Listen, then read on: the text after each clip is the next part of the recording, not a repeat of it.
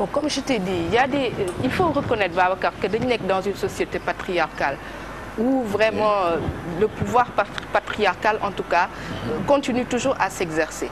Bu dee dañu génn Dakar boo demee ci yeneen régions yi comme on a l'habitude de le faire dans le cadre de nos projets de développement da ngay gis ne femmes yi vraiment seen pouvoir de décision en tout cas des na lu bëree bëri te loolu boo ko dellusee ci sociologiquement il y a des réalités en tout cas socioculturelles qui sont là qui ne facilitent pas en tout cas l'accès des femmes aux instances de décision. Donc loolu c'est une réalité, bien que il faut reconnaître qu'il y a beaucoup de choses, beaucoup d'améliorations du point de vue de l'alphabétisation. Il y a des efforts qui sont en train de se faire avec d'autres collègues au niveau des autres ONG. Mais il reste encore beaucoup d'efforts de conscientisation à faire parce que nit ki jigéen soo xamul yow sa droit soo xamul sa valeur pour nga exercer ko dafay jafe. Donc il faut beaucoup insister sur le volet alphabétisation, il faut beaucoup insister sur le volet éducation, il faut beaucoup insister sur le volet responsabilité sociale pour que jigéen ñooñu xam ne ñoom dañu am njëriñ ci société bi dañ leen di xaar ci benn wàll ñu góorgóorlu si bu baax a baax. Donc il y a cet effet en tout cas de conscientisation et d'éveil boo xam ne vraiment on attend beaucoup des leaders en tout cas. D'accord. Alors en fait le problème mooy en fait man semaine yi passée dama demoon Kaolack. J'ai vu que pratiquement boo xoolee foofu les secteurs d'activité en fait secteur d'activité bi fa gën a am doole mooy mbay mais boo xoolee jigéen ñi ñooy bay jigéen ñi ñoo nekk au devant dans les champs et tout ça mais dafa mel ni en fait société bi wala société sénégalaise telle qu'elle est conçue traditionnellement parlant dafay mel ni yenn liggéey yi nga xamante ni dafa diis jigéen ñi lañ ko gën a bàyyil quoi léegi problème bi mooy bu fekkee jigéen bi au-delà de ça dafay ne ok man lii moom du ma ko defati donc damay dem vers la formation parce que je vise un peu plus loin. Ça n'amène pas de problème du indi ay problème parce que tu me parles d'ONG mais paraît que dans ces régions là góor ñi dañuy taxaw ne ONG ñoo yàq suñu dëkk bi parce que léegi ñoom dañuy voilà donc dañuy changer jigéen ñi léegi quoi lan mooy problème bi à ce niveau là. Non je crois que juum nañ ñoo parce que ONG yi dañuy jéem a essayer rek indi seen partition ci développement. À la FAO par exemple vous n'entendez pas ce genre de problème. Non franchement ñun li ñuy am rek c'est des retours positifs mais vraiment on n'a jamais entendu ce genre de critique mais c'est à prendre en considération. Mais il faut rappeler que ONG yi dañuy jouer juste seen participation di contribuer ci en tout cas li état bi nekk di def parce que xam nañ ne état mënul def lépp. Donc ñun ONG yi ñun ñoo ciy jàpp pour en tout cas arriver à booster un peu le train de développement.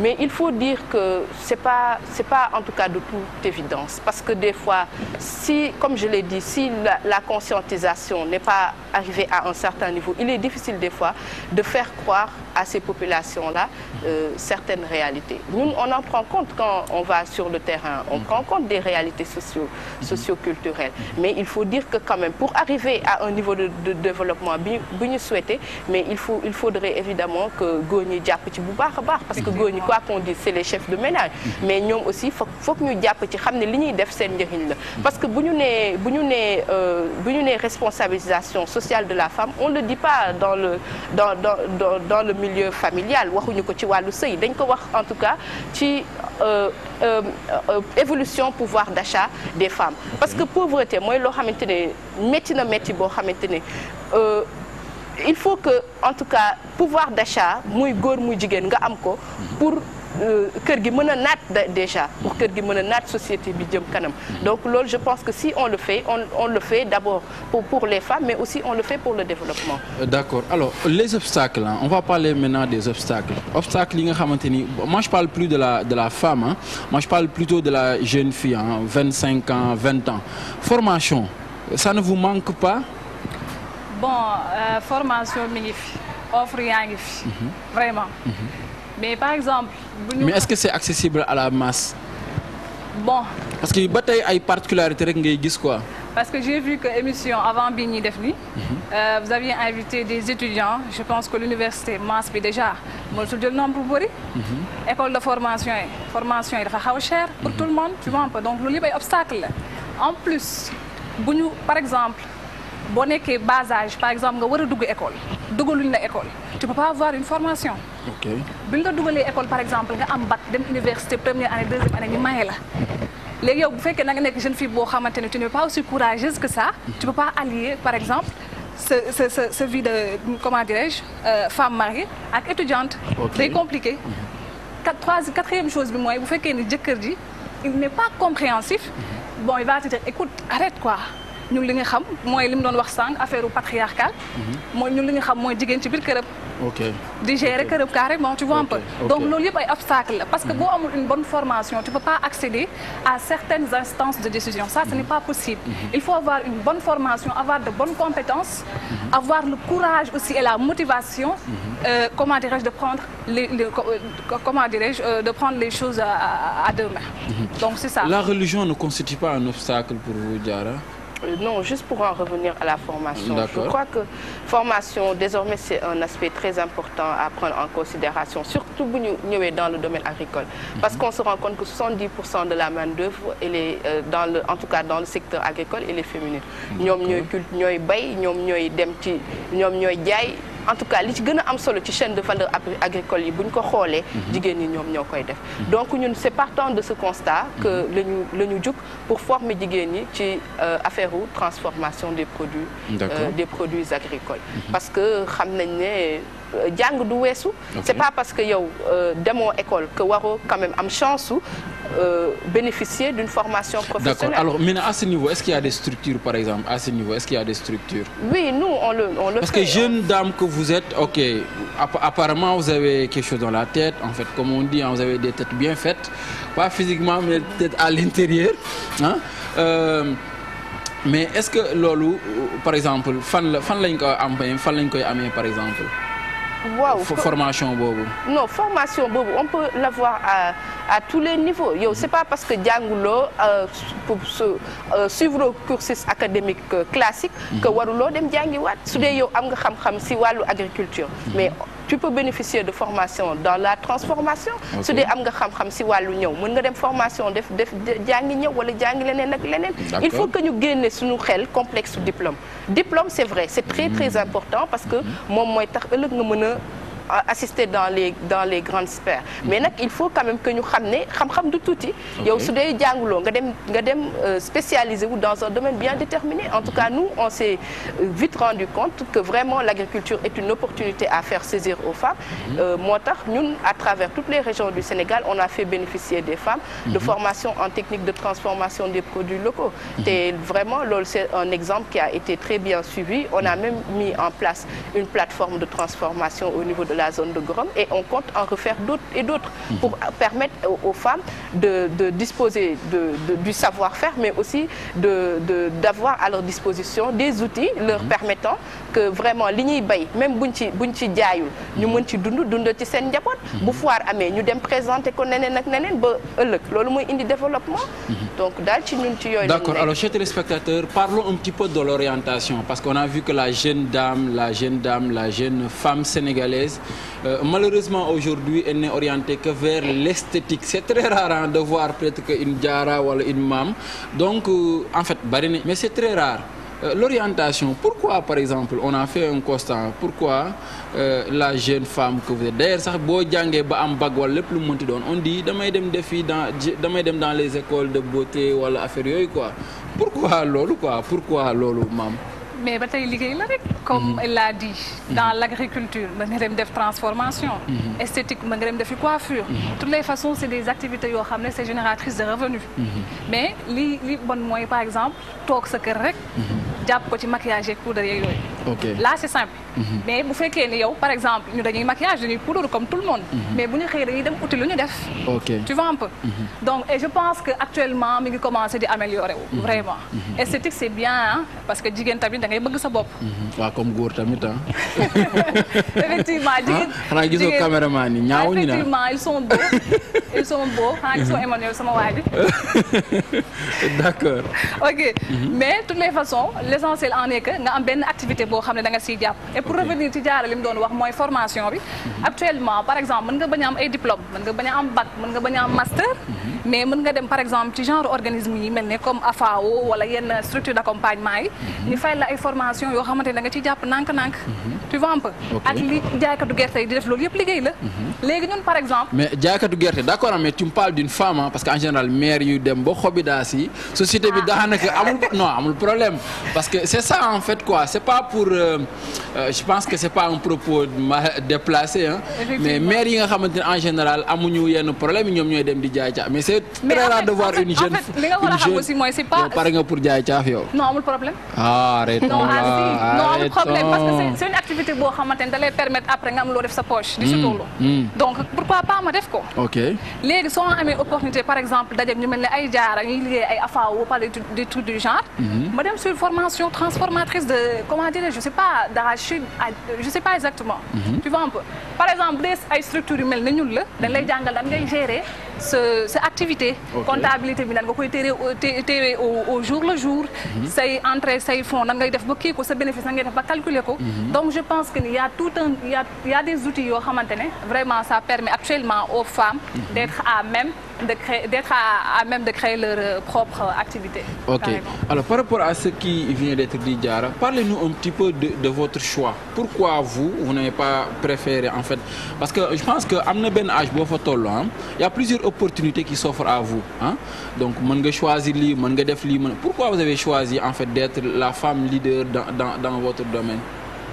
Je pense que Babacar quand booy wax jigéen ba pare di indi affaire esthétique et tout ça c'est vrai parce que jigéen aussi dañu séntu ci moom bëgg boppam dañu séntu ci moom defar boppam fonk boppam parce que religion sax déjà dafa fonk jigéen l'islam dafa fonk jigéen donc il est important que yow fu ñu la gis nga refléter jàmm nga refléter bonheur nga refléter neex a xool loolu moom vraiment je crois que on n'y revient pas te sénégalaise oui évidemment et puis sénégalaise ci loolu la ñu xam boo nee sénégalaise rek da nga naan jigéen bu baax jigéen ji taaru donc ces valeurs là aussi il est important qu'on les préserve parce que loolu la ñu am donc il est important que ñu gën ci jàpp pour ne serait-ce que pour l'image du Sénégal mais nag il faut pas que ñu réduire ñu ci esthétique il faut pas que ñu réduire ñu ci loolu parce que jigéen suñu coefficient intellectuel rek ça ne nous permet pas vraiment de nous réduire simplement aux aspects esthétiques et autres vraiment il est important que ñu xam ne ñun dañu am njëriñ dañu am wàll ci société bi dafa am fu ñuy séntu donc bu loolu yëpp weesoo ñu xam ne aussi dañu war a jéem a demal suñu bopp parce que adduna bi day gën di métti d'ici 5-10 ans waroo séntu ci kenn dara da nga war a gëm ne yow am na lu la yàlla def ci yow am na intelligence bu yàlla def ci yow am na capacité bu yàlla def ci yow de sorte que da nga war a góorgóorlu pour valoriser loolu ëllëg nga mën a demal sa bopp mën a valoriser en tout cas loolu yàlla jox la donc il est important que loolu ñu xam. D'accord, alors chers téléspectateurs nous allons revenir dans la deuxième partie de l'émission pour parler un petit peu des tares de la société causées que par les femmes et pourquoi ne pas faire un autre choix donc on revient pour la deuxième partie juste après ça. xam nga par exemple bu ñuy wax ni que jigéen balaa ñu koy xàmmee mu mën fecc wala mu mën way xam nga mooy li imam bi doon wax système LMD bi ñu déformé def ko lutte musique danse xëy na lutte bi sax même boo seetloo lutte bi yaa ngi gis ay jigéen léegi yuy am audace ngembu ne dañuy bëre dafa ñaaw alors que ñi ngi am peut-être ñun dañu am benn culture boo xamante ni jigéen dafa war a descendre même bu fekkee ni que mënuloo descendre à 100% au moins am na sa yenn cër yoo xamante ni da nga ko war a nëbb mais ce qui est dommage mooy malheureusement ñi gën a siiw léegi ci jigéen ñi mooy fecckat yeeg waykat yi est-ce que te ñooñu ñoom ñooy porteur de voix yi ñoom la ñuy woowee porteur de voix léegi ci dëkk bii ñu nekk mais est-ce réellement ñoom ñooy porteur de voix yi parce que je trouve dommage temps yële passé am na benn article bu ñu publier ñu ne chanteuse bi nee na amul jotu toppatoo góor c'est grave c'est très grave parce que message buy jàll la dañuy travailler ci psychologie xale yi dañuy travailler ci psychologie xale yi jigéen yi looloo tax peut-être j'ouvre une parenthèse ñu naan jigéen ñi léegi dañuy sëyu contrat parce que dañuy dugg pour essayer xool nu mu mel nekkatul pour le meilleur et pour le pire mais c'est pour le meilleur et si le pire arrive ñu daw et je dirais non je dis pour femme intellectuelle yi xëy na liñ leen di reprocher mooy ñàkk jot bi parce que ku ci nekk boo amoon lu la neex di nga toog nga gérer sa foyer gérer sa njaboot en même temps parce que doom dafa neex ci xol. Donc loolu aussi je pense que ni il faut que góor ñi moom moo tax bi may commencer dama ne affaire bi complémentarité la. dafa am le leadership masculin ak le leadership féminin te leadership féminin bi pour que mu dem il faut que bu góor bi jàppale ko pour que mu mën a dem parce que par yenn saa yi da ngay porter responsabilité boo xamante ni dafay lourd ci yow en tant que jigéen boo amul calme souci rek tu risques de craquer. Donc loolu moom mooy problème bi ñi ñu jël comme modèle par yenn saa yi dama naan vraiment excusez-moi du terme télé yeeg état bi par yenn saa yi dañuy saagalu ñun intellectuels yi jàng ba am yenn niveau yi parce que da ngay jàng rey sa bopp ñu ne la da ngay contribuer ci sa développement dëkk mais boo xoolee ni que yow boo yoree projet pour créer sa yëfu bopp ni ngay penee pour mën a décrocher benn 100 000 francs 200 000 francs ngay seetaan ci télé bi ñuy wane benn waykat bu jigéen xëy na way ñu koy sànni ay millions sa xol day jeex ça fait mal au cœur. Donc moi je pense que il faut que état bi ak journalistes yi ñu dimbali ñu ngir yàlla c'est vrai que ni dañuy bëgg def seen promotion télé wala dañuy bëgg def promotion culture mais la culture c'est pas seulement chanter et danser je suis désolée. Il y a beaucoup de messages yoo xamante ni mën na jaar ci culture bi te du doon way ak fecc seulement léegi jigéen ñi dañ dem sax ba dañ ciy xaw a indécente parce que lu leen neex la ñuy sol teg ay fer ci seen digg loo xamante ni ci nekk la gën a jekk ñu exposer ko seen jumbax nekk ci biti après ñoom la ñuy wax naan ñoom ñoo nar a yore ëllëg dafay xaw a doy waar il faut que loolu aussi état bi ñu xoolaat bu baax a baax li ñuy def il faut que ministère culture mu orienté waat ce qui est réellement la culture pour que ñu mën ñu ci dimbali ñu accompagner xale yi parce que même le fait tout ce qui est livre fait partie de la culture mais malheureusement kenn favoriser wu ko fecc beeg way bi lañ gën a favoriser. su ma doon citer leadership féminin instant yi xëy na si àdduna bi yëpp bëri nañu Sénégal Afrique bëri nañu Sénégal bëri nañu ok dañ lay wax les femmes de Nder ñi nga xamante ni dañu affronter tubaab yi Soxna Jaara qui est une référence pour ñun jigéen yi nga xamante ni ñëpp dégg nañu parcours am et cetera Aline Sitoé Diatta instant yi jamono yi ma tollu man su may joxee benn femme leader la première personne bu may joxe moom mooy la femme gouverneure de Fatick qui a aussi rampé parce que j'ai suivi un peu sa trajectoire et sa trajectoire m'a beaucoup impressionné te malheureusement nit ñooñu noonu duñu wax seeni parcours pour mën a encourager les jeunes fi may jeexalee peut-être pour leadership féminin man je dis tout le temps et partout que sama yaay mooy sama leader bien vrai que ni kenn xamu ko ok kenn bindu ko ci annales du monde yi mais dama gis man personnellement trajectoire am te loolu moom moo may forger. sama dernier mot mooy jigéen ñi nañ ko gëm nañu gëm ni que la réussite déjà est au bout de l'effort. ba pare cette année bi may souhaiter ñëpp meilleur vœu sax boo seetloo ci Facebook bi dama bind ni que sama combat cette année surtout moom mooy pour le leadership féminin parce que jigéen ñi dañu bëri ay qualité bien vrai que ni par exemple di nga ci gis ñoo xamante ni boo xoolee seen comportement da nga naan ci mais ñi ngay wax waaw góor ñoom ñoo ci ëpp. donc booy xool dëkk yi sur 53 États ñaari dëkk rek la ci jigéen diriger. tout le reste góor ñee ko diriger waaye man question bi may poser moom mooy ni que bu jigéen ñi bëri woon fii voix bu jigéen ñi bëri woon dëkk yu ñu jiite defe naan dinañ changer bu baax a baax Afrique parce que dinañ ko gën a organiser jigéen ñi am nañu sens du détail dinañ ñoom ñoo gën a pare pour mieux organiser ba pare comme suñu côté instinct maternel moom moo xaw a dominer. C'est sûr que nous devons utiliser au mieux sur côté instinct maternel pour éviter tout ce qui est guerre, etc. Donc c'est important. Donc osons rêver, mais aussi osons réaliser nos rêves, c'est important. Merci. Vous suivez toujours votre émission Parlons Jeunes ici à la LCS. Comme on l'avait dit tout au début de l'émission, l'esprit c'est quoi? Waxtaaj, waxtaan, wax daje. Waxtaaj, waxtaan, wax daje. Alors c'est ça qu'on va faire durant la deuxième partie. Et c'est parti maintenant pour un peu discuter des tares de la société. Parce qu'on a fait un constat. Malheureusement aujourd'hui, la femme, la jeune dame sénégalaise, elle n'a à faire valoir dans sa vie malheureusement que sa beauté, hein? Donc boo xoolee dans différentes sphères, dans différents secteurs d'activité, ku jigéen buy ñëw en général, même pour la formation, même pour autre chose, defaru ba rafet, hein? Passer par plusieurs portes.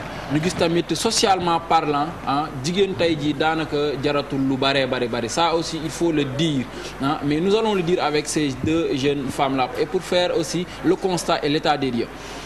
Malheureusement, hein, dañoo seetlu ni 80%, c'est-à-dire loolu tamit du lu ñuy nëbb, 80% aujourd'hui des jeunes femmes bu ñu ñëw di wut liggéey, ah li ëpp li ñuy gën a wane c'est pas leur compétence intellectuelle mais c'est plutôt defaru ba jekk donte le ko bokk na ci, ah kenn waxul ni bokk ci, ah mais ñu gis ni daanaka ni ñu koy utiliser, ah passer par la petite porte. D'ailleurs aujourd'hui quand on parle des médias on dit xawma lan promotion canapé, c'est juste pour que defal ma lii nga am lele. Pourquoi loolu? Pourquoi jigéen di nangu loolu? Bon déjà esthétique bi quoi qu'on dise ci la bokk. Ci la bokk, ça fait partie du décor, yàqu ci dara. Voilà, ça fait partie du décor. Et promotion canapé carrément man damay dégg ñu koy wax rek wax dëgg fa neex yàlla. Ah mais c'est bizarre daal doy na waar loolu. Mais am na tamit. Je sais pas. dama ciy dégg man dama koy lire ci seen médias yi. wala ma koy lire internet. mais je sais pas exactement ndax am na wala am. parce que je pense que ni jigéen bu fonkee boppam. bëgg boppam xam li mu doon. xam li nga koy xaaree ci société bi. dana fa rom promotion canapé. parce que si tu as le savoir-faire, le savoir-être, je pense pas que tu as besoin d'une promotion pour pouvoir passer. Donc affaire bi gëm-gëm kese la. Et je profite de l'émission pour le dire aux jeunes filles. Ne pas vraiment se laisser faire ou bien se laisser, je sais pas, embominer de cette manière-là. Non, du tout. Tu as le savoir-faire, tu as le savoir-être, tu as le savoir carrément. Donc da ngay dem outil bu sa chance nekkee nga am bu fekkee amoo tamit nga jàpp ci yàlla xool leneen loo def. Mais pas ay promotion canapé ou bien ainsi de suite. Et man je suis pas d'accord quand tu dis aussi que 80% des jeunes filles loolu dafa bëri. Oh apparemment gars yi d'accord nañ de Mansour. 80% gars yi d'accord nañ de. non loolu dafa bëri 80%. waaw c'est vrai que bëri na mais. parce que man wax dëgg fa neex yàlla ma juddoo ba léegi promotion canapé. ci internet bi laa ko lire ak ci journaux yi. gaw ma ni sax am na tamit. vraiment d'accord Diarra, est-ce que tu es d'accord et qu'est-ce qui est à l'origine? Bon, man aussi d'accord moi quand tu dis 80% des jeunes femmes promotion canapé etc. Je n'y crois pas vraiment parce que affaire promotion canapé yooyu peut-être am na mais bu la fayee tey du la fay suba. Ok. Donc il faut nit d'abord nga mettre en avant gëm sa bopp. Ok. Gëm say aptitude gëm yow li nga xam ne yow boo ko defee dina la jëriñ tey jëriñ la ëllëg. ndax promotion canapé tey boo duggee entreprise ñu promouvoir la promotion canapé ëllëg mën nga dem feneen du demee noonu. Donc il faut qu'on arrête avec ce genre de considération là parce que ça ne nous fait pas avancer. Gëw ma ne promotion canapé am na quand tu dis 80% nag man ça m'étonne parce que il faut voir que dans les privés aussi les femmes sont de plus en plus dans le privé, dans le secteur privé, les femmes sont de plus en plus responsabilisées comme dans le secteur public. Donc loolu aussi vraiment loolu man jaaxal na ma bien que peut-être c'est des choses qui existent parce que nit loo mën a def pour am rek des fois di nga ko def pour am mais nag il faut qu'on arrête avec ce genre de considération là il faut qu'on arrête vraiment. C'est-à-dire c'est des considérations ou des réalités, d'accord hein? Considération wala réalité la. Bon pour man considération la parce que vraiment loolu daal pour man jigéen bu gëm sa bopp bëgg sa bopp vraiment doo dugg ci affaire promotion canapé parce que xam-xam du tuuti comme je l'ai dit préalablement. loolu secteur boo mënti nekk mën nga cee jariñu. man maa ngi nii ba léegi damay jàng ba léegi damay gëstu mënoon naa ne am naa master wala am naa kii wala am naa MBA je m'arrête. Non je ne me suis pas arrêtée. Je continue à m'investir je continue à apprendre. Donc loolu mooy wane ne vraiment nit da ngay gëm sa bopp gëm ne lii boo ci nekkee ëllëg dina la jariñ. Donc je ne pense pas que promotion canapé boobu en tout cas bu dee dafa am ñu koy def. Vraiment je lance l'appel pour que daal vraiment ñu jéem a gëm seen bopp daal.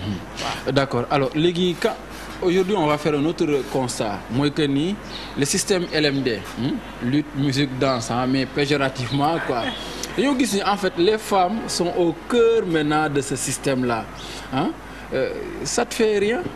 Bon, en fait dans la vie aussi il faut savoir que la personne est libre de faire son choix. Ok. Lutte, musique, danse. Par exemple, la personne lutte le bëgg. Ok. Dañ ko bàyyi mu def lutte. Musique le bëgg. Bàyyi mu def musique du ma ko ci critiquer. Mais en fait, c'est pas carrément loolu mooy développer carrément un pays. Même su fekkee ni c'est de l'art. Ok. C'est de l'art carrément. Mais on a besoin carrément d'intellectuels. Par exemple, mën nga def lutte en même temps ngay jàng. Parce que nit day def football. Sport étude c'est possible. Musique tamit mën nga ko boole ak étude. Parce que boo amul yenn ressources yi tu vas te comporter d'une manière boo xamante ne mooy indi genre promotion canapé wala ngay nekk une personne de mœurs légères. Ok. Et là il faudra. Et d'ailleurs quand on parle de mœurs légères c'est toujours les femmes. Bon dañuy indexer. En fait les jeunes femmes quoi que vous êtes les jeunes femmes que vous êtes. En fait dañuy indexer parce que man sama liggéey. mënuma leen ni par exemple cette personne là. Et par exemple, c'est une personne de mœurs légères. D'accord, c'est-à-dire, c'est vrai que tu es une femme intelligente, qui a créé une agence, qui te débrouille pas mal, mais c'est-à-dire, tu peux pas aussi prendre ton exemple pour dire que derrière ça va, hein? Bon, en fait, par exemple, si une agence qui a fait consulter, Emmanuel. Wow. Il est mal barré, hein? D'accord. Maintenant, jigéen ji ci nekk ñëpp macha allah bëgg nañ seen bopp te dañuy liggéey. Ok. Donc man ci sama environnement par exemple ci laa mën ne. lii ak lii am na. D'accord. Mais terewul tamit dañuy lire ci journaux yi di lire ci internet ni lii ak lii am na. Mais man vraiment je ne vais pas critiquer la personne qui choisit de faire la danse. Ou bien une personne qui choisit de faire la lutte parce que c'est un choix. Est-ce que alors maintenant c'est-à-dire le constat dans ça mooy que on voit que la danse comme la musique tout perverti. Et c'est la femme, c'est la jeune en fait, la jeune femme qui est derrière quoi, Diarra. Ça vous gêne pas? Bon, il faut dire que quand même, je ne critique pas les femmes qui ont l'option sur vos cultures. Je ne le critique pas. Oh, c'est pas de la culture ça. Ce dont nous parlons actuellement, c'est pas réellement la culture. Hein? Ah, mais musique et danse, culture là, Babacar. C'est de l'art. Peut-être que c'est la façon de le faire qui pose problème.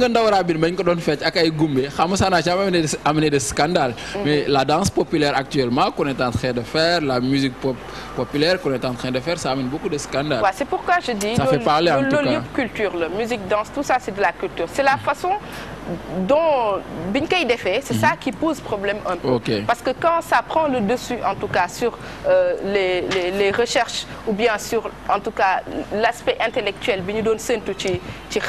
donc ça, peut-être ça peut poser problème. Solution avec solution du moins, c'est les leaders d'opinion ou bien en tout cas les hommes qui sont dans le secteur culturel, ou les femmes qui sont dans le secteur, de véhiculer des messages ci seen ay façon de faire ñoom rek ñoo ñu mën a dimbali pour génne leen ci parce que il est important qu'un pays vive d'art mais il est important aussi que sa jeunesse soit intellectuelle. Donc à côté de ça là il est important que xale yi dellu ci seen xel ci jàng parce que comme Kafa l'a dit mën nga bëgg ay sabar ak ay kii mais terewul nga même boo jàngul nga dem ci benn secteur boo xamante ne nii ëllëg leer na leen dina la jariñ. Bien que bon l'art aussi c'est quand même un secteur considérable mais il faut pas quand même que dès qu'on parle de femmes rek que ñu ne non gumbe fecc sabar ak yooyu ñu réduire ñu à ça. Vraiment loolu vraiment vraiment loolu d'accord. D'accord. Alors benn bi mooy en fait il y a un ami un artiste qui avait chanté bon peut-être qu'on va mettre un peu de l'huile dans un peu d'eau dans notre vin. En général, la prostitution déguisée, la prostitution déguisée, un peu système baran bi nga xamanteni jigen c'est-à-dire il faut faire l'état des lieux ñu xam d'abord lan ngeen ci xalaat et après on avance.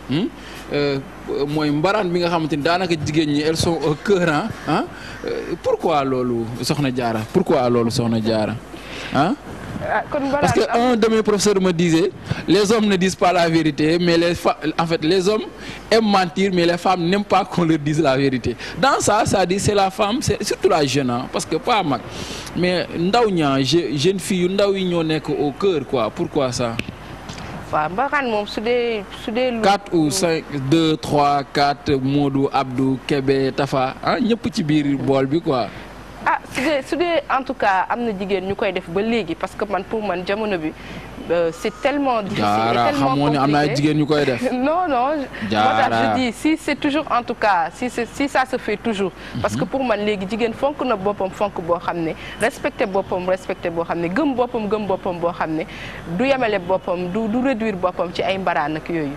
donc moo tax ma ne su dee am na ñu koy def ba léegi. vraiment il faut les exhorter à faire autre chose vraiment ñu gëm seen bopp. gëm liggéey. parce que en dernier ressort loolu rek mooy fay y a que le travail qui paye. mbaraan mën na la jëriñ tey ne ëllëg du la jëriñ dans 10 ans parce que taaru jigéen dafa am fu muy yem. soo génnee 35 ans yaa ngi commencé jëm mag te boo jëmee mag say chance en tout cas de conquête ça devient de plus en plus réduit donc il faut quand même que ñu delloo si suñu xel xam ne loolu dafa am fu muy yem. c'est très intéressant d'entendre ça Mame Kafa. donc comme elle a dit actuellement je pense que jigéen ñi elles sont beaucoup plus sensibilisées elles sont beaucoup plus je sais pas tournées vers les études vers leur avenir que nekk di mbaraan wala je sais pas par exemple topp góor ñi je ne pense pas parce que même su fekkee ni tamit def nga ko ba ngay ndaw ba nga nekkee étudiant wala lycéen mën ngaa dem ba ci sa milieu professionnel mu topp la ci parce que réputation dafa jar a sàmm moo tax su fekkee am na ñu koy def ba léegi ñu sensibiliser waat leen waxaat leen ni loolu jëmul kër. ok et comme ni mu ko waxee la beauté est éphémère. ok 35 ans ci kaw boo ci yéegee rek waaw jeexal nga. waaw presque. kon jeex na quoi alors merci beaucoup chers téléspectateurs après avoir fait l'état des lieux un peu ce que la femme est devenue aujourd'hui li nga xamante ni xëy na moom la doon par rapport ak yenn taar yi nga xamante ni xëy na société bi mu ngi koy wane bon excusez-moi du terme surtout dans certains quartiers populaires daanaka jigéen la mu fay jar wala jigéen bu jànq la mu fay jar daanaka ni ko société bi di xoolee wala ni ko jeunes yi di xoolee daanaka bariwul alors benn bi surtout mooy on parle aussi de la femme provocatrice à travers son habillement, à travers son langage, peut-être à travers beaucoup d'autres choses quoi. Pourquoi aujourd'hui la femme, c'est-à-dire quand on parle de la femme, on parle pas de la femme leader, c'est-à-dire ñu xool par exemple, il y a beaucoup d'exemples moi je parle pas de politique, mais je pense que une femme comme Khady Fall Tall, je pense une femme comme Aïda Mbodj, en tout cas par leur image, par leneen ak leneen jigéen yu bari dañ leen di citer comme ay exemple disons aussi à travers peut-être la way une dame comme Coumba Gawlo Seck par exemple dañ koy xool comme une femme référence à travers son comportement mais ñooñu bari wuñu en fait par rapport ak góor ñi góor ñi moom Nelson Mandela Léopold Sédar Senghor Ablaye Wade mën nañ citer donc mais jigéen ñi en fait duñu bari dans ce domaine-là. Bon, en fait, déjà, c'est l'environnement. J'ai oublié une femme comme Ami Sarfal de l'Intelligence Magazine. Effectivement. Environnement, mon propulse. Ok, parlons maintenant de l'environnement. Voilà. Parce que vous remontez tout dans l'histoire, par exemple. Une femme comme l'épouse de Demba Diop, Caroline Faye. Ok. Elle a été la première femme députée au Sénégal. Ok. C'était en quelle année? 1975. Elle avait quel âge? Pratiquement parce qu'elle est morte en 92 à l'âge de 69 ans. Faites le calcul. D'accord. Donc 1975, vous n'êtes la seule femme députée à l'Assemblée nationale. D'accord. Donc déjà tu parles de Nelson Mandela, là, ça remonte, je ne sais pas de quand exactement. Ouais. Pour te dire quoi, le cas du Sénégal. Et elle racontait par exemple, quand elle était à l'Assemblée, ça lui arrivait des fois, muy joy, parce que góor ñëpp dañ nekkoon contre moom. Parce qu'elle était la seule femme à l'Assemblée. Et après mi ngi commencé woon di améliorer wu et bu ñu gën a remonter aussi dans l'histoire ay femmes yu mel ni Yacine Boubou ñooñu ay références la ñu tax cité wu leen. Aline Sitoé Diatta qui est morte très jeune d'ailleurs xaw ma amul woon sax 30 ans d'ailleurs. Effectivement te ñooñu amuñu benn formation boo xam ne ça leur permettait ñu jóg ak benn courage benn motivation bi ne dañuy xeex dara te pourtant def nañu ko. lu tax cité woo leen tamit. waaw d'accord ñooñu waaw heureusement que tu as donné l'exemple. Voilà donc il y a autant de femmes mais c'est surtout ba ñu génnee ci décennie 1975 jëm 85. décennie boobu lañ doon wax décennie de la femme foofu la jigéen ñi commencé jóg di xeex pour femme am gëddëm ci biir société bi. donc cela peut-être environnement bi moo taxoon. ba jigéen ñi nga xamante ne nekkoon nañ dans les foyers ou bien dans les villages amuñu woon benn comment dirais-je benn courage beeg motivation bi jóg jël seen courage en deux mains pour combattre yenn fléaux yi. Déjà loolu c'est un. Maintenant boo nekkee sa biir kër par exemple le chef de famille c'est l'homme. Ok. looy def moom la. loolu lu waa kër gi di def moom la wax ji moo ko yor et tout et loolu c'est normal. Même dans la religion musulmane c'est normal. Mais quand même des fois bu ñu doon déglu jigéen ñi je pense que ni actuellement doon nañu citer une liste boo xamante ne kenn du xam fu muy toll. Tu vois un peu donc c'est l'environnement en fait qui n'était pas propice à cela. Mais actuellement je pense que ni d'ici 10 ans bu ñu may rek dinañ dégg jaarataal. ñu commencé di ko citer mën nañu commencé di ko citer léegi nii mais d'ici 10 ans dinañ ko mën di citer comme genre par exemple ñan nga citer léegi ay Aïda Mbodj ay Coumba Gawlo ainsi de suite. Parce que déjà fi mu toll nii rek elle est une référence pour la jeunesse. Ok. Une jeune femme leader dans son domaine nekk ci benn organisme bu mag di aider yeneen jeunes femmes loolu elle est leader déjà dans son domaine. Parce qu'on n'a pas besoin par exemple d'être un Nelson Mandela ou bien d'être un Barack Obama pour dire que ni kii leader la comme je l'ai dit tantôt. Man tey jii boo ma laajee par exemple qui est ta référence je te dis carrément c'est ma maman mooy sama première référence. Ok. Donc déjà ñun ñu toog fii yëpp déjà suñu maman yi ay kii lañu quoi comment dirais-je ay idole référence lañu pour ñun. Donc déjà mën nañ leen a citer. Ok. Donc déjà c'est ça. D'accord. Léegi Diarra par rapport à ça, c'est-à-dire quand on parle de référence pour les hommes, il y en a beaucoup, même pour les femmes. C'est-à-dire, mais des hommes pour les femmes. Mais quand il s'agit aussi de femmes pour les femmes, c'est très rare. En général, on te parlera de Shakira, on te parlera de d'autres jeunes femmes, quoi. Je parle bien sûr des jeunes. Jeunes femmes pour les jeunes. Non. Je crois qu'il ne faut pas forcément. C'est toujours l'environnement qui. Il ne faut pas forcément faire la différence entre jeune femme et femme. Une femme, c'est une femme. Hein? Parce que bu ñu xoolee actuellement notre premier ministre jigéen la. Ok. Hein? Directrice de la police nationale. Hein? Anna Semou. Anna Semou, c'est une femme. Hein? Au niveau de l'Assemblée nationale, la vice-présidente. C'est une femme. Donc c'est des choses à ne pas négliger. Il y a des avancées importantes qui ont été faites. Il faut dire que quand même l'avènement du leadership féminin ne date pas de très longtemps. C'est un concept très récent. Le genre est un concept en ébullition. Mais il y a des avancées qui sont en train d'être faites, surtout avec le vote de la loi sur la parité. Ça a facilité en tout cas l'accession des femmes au pouvoir de décision. Donc, comme Tafa l'a dit, dans 10 ans, mais dinañ mën a constituer une cohorte en tout cas assez importante de femmes leaders yoo xamante ne valablement dinañ mën a vraiment au Sénégal il y a des femmes leaders d'une masse importante. D'accord. Donc loolu ñu ngi ciy liggéey te ñu ngi espérer ne vraiment dinañ ci am ay résultats yu probants. Le foyer constitue-t-il benn obstacle wala benn avantage pour que la femme, en fait la jeune femme devienne une leader? Non, pas du tout. Moi, je pense que jigéen li ñu ko njëkk sant mooy sëy. Donc ça, je pense qu'on est tous d'accord là-dessus. Hein. C'est pourquoi ça, affaire ou parité, des fois, ça pose... Maintenant, bon essai, est-ce que tu es toujours à la maison? Hein? Tu sors pas, tu n'as pas certains... à moi, il y a une liberté, quoi. Maintenant, alors que pour nga nekk leader, pour que ñu lay dégg, ñu lay gis, ngay galvaniser des foules, ñu lay dégg comme exemple, là, il faut que tu sortes de la maison. Alors que tu es toujours à la maison, quoi. Ça dit, c'est quoi le problème? Il faut le mec, il faut un mari qui comprend et tout. Parce que souvent, on dit dans les médias, du fois, c'est n'importe quoi. Parce qu'elle répond jusqu'à 2 heures du matin au téléphone. C'est-à-dire on ne peut pas concevoir mon fi nekk benn femme leader peut-être que ci jamono yi ñuy toll ñun te doo répondre téléphone wala doo répondre ay mail ba yenn heures yi nii alors que non, la société telle qu'elle est conçue, elle n'accepte pas certains avantages. Bon, je dis avantage entre guillemets. Est-ce que le avantage la wala inconvénient la? waaw yow est-ce que bëggoon nga am jabar ju toog ci biir kër ga du dem fenn du liggéey du def dara? Ah, du ci yàq dara de une femme soumise hein. Est-ce que bëgg nga lool. waaw du ci yàq dara. du ci yàq dara bi sax yow tu hésites. Donc je crois que loolu moom on l'a dépassé. Ce débat-là on l'a dépassé parce que jigéen bu. Voilà, on l'a dépassé boobu man ak moo kii. Non, on l'a dépassé parce que tiraillement am na ba tey entre modernisme ak tradition quoi. C'est-à-dire est-ce que il faut que mu libre, il faut que qu'elle reste à la maison. Non. Loolu je pense que comme je t'ai dit ce débat-là dépassé nañ ko. époque bu jigéen war a toog noonu rek ci kër. liggéeyoo xëyuloo gonto. non loolu dépassé nañ ko bien que j'insiste beaucoup sur le fait que jigéen wàll bi njëkk ci société bi ak bi ciy mujj mooy sëy.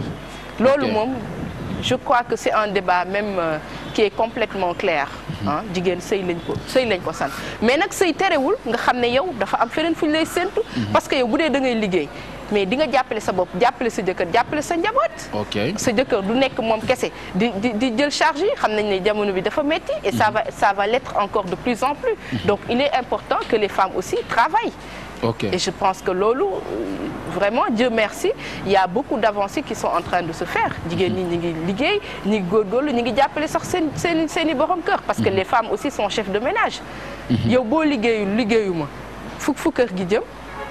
Donc il est important aussi que ñu dépasser considération yooyu. Bon toutefois nag il faut organiser ça. Il faut organiser ça. C'est pas parce que yow da nga am des responsabilités que da nga am des responsabilités au niveau professionnel que tu ne dois pas faire ton devoir de femme. Il est important que boo dee liggéey nga xam ne aussi te yor sëy nga jàpp sa sëy bu baax. xam ne au-delà de tout sa jëkkër jooju moo la yóbbu àjjana. nga tarbiyu ko lépp lu la war ci sëy bi nga def ko ci ba ëllëg ak si biir di nga am wéy sa ay doom am ko. D'accord. Donc loolu c'est important. D'accord. Alors Mahma, en général des personnes comme moi en fait dañoo xaw a ragal trop la femme intellectuelle que vous êtes ñu xaw a ragal trop dañ leen naan am na sa benn nijaay daf may naan sax moytu leen de buñ la signé loo kayit boobu loo amoon ñeen loo am ñu yóbbu la loo problème boo am ñu yóbbu la tribunal en général dañ leen ragal waxuma la sax la femme la grande femme mais la jeune femme que vous êtes jàng bari dugg dañ leen di ragal en fait dañoo góor ñi dañoo complexé wala peut-être que yéen vous pressez trop les pas. question boobu kay yow lañ ko war a laaj. comme ni mu la ko waxee. non c'est-à-dire non pas man parce que man moom. man amul problème man amul problème. Ah kon déjà tu as répondu. Non c'est-à-dire amul problème man par rapport à la question. Moi je suis neutre. waaw man dama neutre quoi man moom amul problème. lu ñëw rek baax na léegi yow. D'accord. Man je pense que ni comme elle l'a dit tantôt kenn ñaanatul am jabar joo xamante ne wala kenn bëggatul sa jabar toog sa biir kër. amul dara lu muy def lu dul xëy di liggéey suba ba ngoon. kenn bëggatul am jabar yu mel noonu. même bu fekkee ne sax ci loolu nga ko fekk war nga koo mën a jàppale ba mu am ci lu mu jàpp. D'accord. Comprendre. Mais par exemple bu fekkee jigéen joo xamante ne dafa jàng bay am yenn diplôme yi am yenn niveau bi je pense pas que ni jal na ragal quoi parce que c'est un plus pour la famille en fait. Parce que dina mën a influer ci éducation wu xale yi. dina mën a influer aussi ci vie familiale bi. Parce qu'une dame boo xamante ne elle a déjà ses diplômes ainsi de suite elle est assez rationnelle. En plus elle est une personne réfléchie ba dina mën a allier liggéeyam ak këram. te boole ci honnête. Voilà liggéey bi ak këram bi boobu c'est-à-dire foofu la problème bi ne parce que en général boo nee kër gi rek goro ngi ci biir. wujju peccor gaa ngi ci biir keneen ak keneen ngi ci biir alors que non c'est-à-dire quand elle est intellectuelle quand elle travaille quand elle a certaines libertés non elle s'occupe plus parce que voilà day xëy le matin donc elle revient vers 21h 22h donc elle n'a pas le temps de s'occuper peut-être de la belle famille. Effectivement. Voilà te loolu tamit surtout moo tax en général société bi day bañ. Mais par exemple dans la vie organisation la. OK. Organisation la par exemple loolu mën na la jox exemple mel ni comme Fatou Sow Sarr qui est chercheuse à l'IFAN. D'accord. Man je l'ai regardée sur la RTS mu doon wax parcours am. Elle est mariée, elle a ses enfants et pourtant terew ko woon jàng terew ko liggéey. OK. En fait comment est-ce qu'elle faisait elle est une dame comme nous moom su fekkee ni réussir na ko ñun tam bi ñu ko bëggee réussir war nañ ko mën a def. Tout est question d'organisation que le mari soit compréhensif. ba pare ku jigéen ki xam boppam xam palaasam xam li mu war a def. Alors d'accord chers téléspectateurs vous regardez toujours l'émission Parlons Jeunes. Votre dernier mot parce que on fait un signe que l'émission jeex na. Effectivement. Donc déjà di la remercier ci invitation bi. di remercier tamit Diarra. Elle est très ouverte en plus intervention ça a été de qualité. En plus de remercier sama équipe bi ma àndal Marème Dabo ak Emmanuel. On travaille ensemble depuis. di wax tamit on prépare aussi une activité pour le 8 mars. Qui parlera aussi de leadership féminin. Tu vas passer voir Ngoné. Non, il n'y a pas de souci, il n'y a pas de souci. C'est toujours pour les jeunes femmes, hein, pour les exhorter à entreprendre, à créer des activités. Ça leur permettra de se en charge. C'est quand le 8 mars? Le 8 mars, Inch'Allah. Le 8 mars n'est qu'une journée pour les femmes? Non, c'est une journée spéciale. Ah, voilà. Ok. Alors, Diarra, votre dernier mot, l'émission. Ok. En tout cas, Babacar, merci beaucoup. Je suis honorée d'avoir participé à ce débat-là avec Kafa. Vraiment, moi aussi, elle est très gentille, elle est très ouverte. Donc, je veux remercier Boubar, je veux encourager sur la voie Bimounek, parce que c'est pas évident aussi d'être une jeune femme entrepreneur de son âge, pareil, de faire des résultats comme ça. Donc, je veux encourager Boubar. Je le remercier aussi, Babacar, parce que j'ai retenu de toi vraiment ta courtoisie et ton ouverture d'esprit. Je les remercier. Je remercier aussi LCS, parce qu'on voit que c'est une chaîne buy d'or, mais gis nañ bu yu am solo yi muy def ci paysage médiatique bi. Donc ça aussi c'est à féliciter et à encourager. Di remercier aussi waa AFAO yi nga xam ne ñoo ma permettre ma toog fii.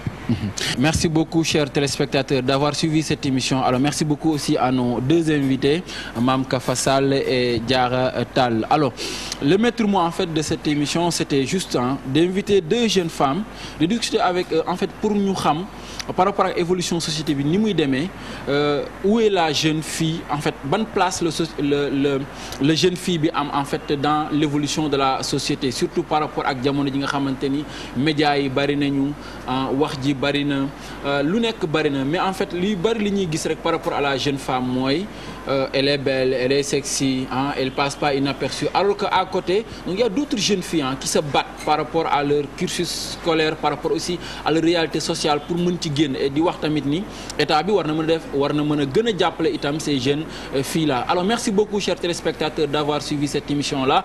Merci beaucoup à nos caméramans Pape Sarr, Kébé, Tafa son bi neex na, Moussa pour la réalisation, merci beaucoup. Merci beaucoup à vous tous, merci beaucoup à Mansour le monteur, Adama maquillage bi jaar na yoon. Merci beaucoup à vous chers téléspectateurs. Je vous donne rendez-vous prochainement pour un autre numéro de votre émission Parle aux jeunes. Au revoir.